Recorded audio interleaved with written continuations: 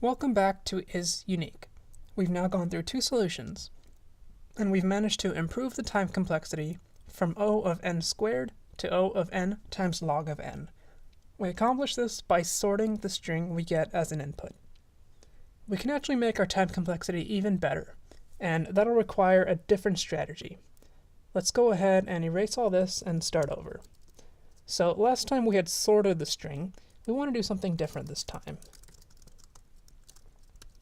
We're going to create an object to store characters as we come across them.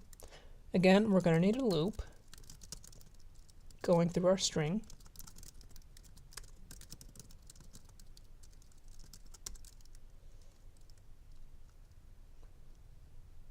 And it doesn't like something. A for loop.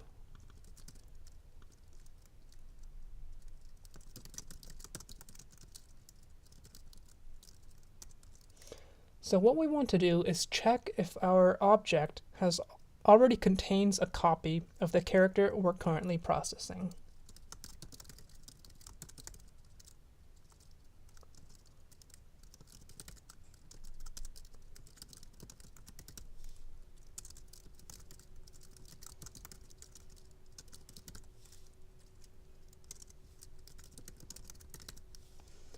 That's it. This is actually the whole problem. Let's just hit run again and make sure it's working fine, and it is not working fine. What's going on?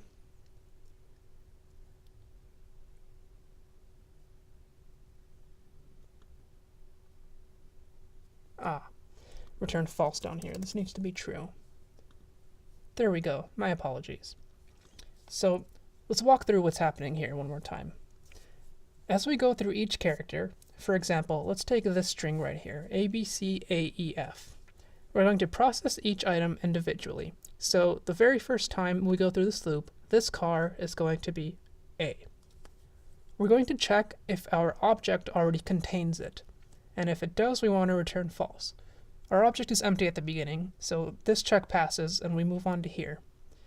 We're going to store A into our object. We're just going to set its value equal to true. So our object will contain every character we've already processed so far.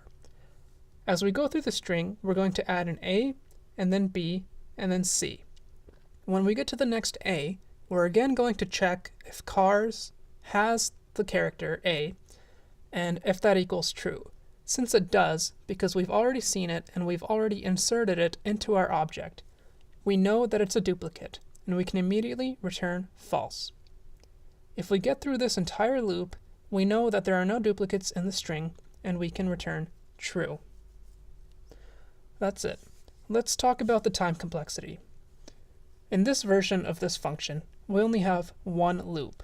We're going through each character, and as we go through each character, the things we do in here are constant time. There's no more loops or anything of that nature. So we have a single loop giving us a time complexity of O of n. What about space? Well, every character we come across is being stored in our object. So space is also going to be O of n because it's proportional to the size of the input. There's a way we can change this up a little bit. Instead of an object, we're going to use an ES 2015 construct called a set. Now, a set is similar to an object, except it's more appropriate for this exact task. A set is a data structure meant to hold unique items. Let's actually go ahead and look at the MDN page for a set. As we can see, a set is an object that lets you store unique values of any type. So a value in a set may only occur once, and it is unique in the sets collection. So this is a data structure specifically made essentially for this problem. We just need to change a couple of things. For example, instead of this, we need to use a built-in method. And same thing here.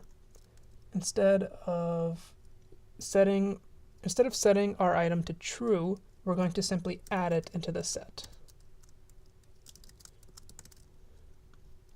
And we don't need that, and we don't need that. And again, to make sure this works, it does indeed give us what we want. True, true, true, false. Again, this is very similar to the method we had before with an object. The only difference is we swapped out our data structure. And there's actually a very good reason we did this. It'll allow us to write our solution in a new way, an even simpler way. And we'll discuss that in the next video. See you there.